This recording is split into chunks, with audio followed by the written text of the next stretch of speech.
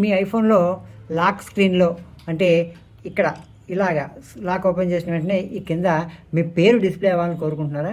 అయితే ఈ చిన్న ట్రిక్ పాటించండి. మీరు కంట్రోల్ సెంటర్ని ఓపెన్ చేయండి.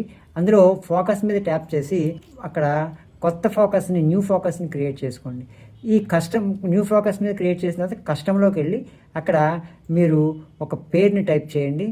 దానికి మీకు కావాల్సినటువంటి ఏదో ఒక సింబల్ని సెలెక్ట్ చేసుకోండి.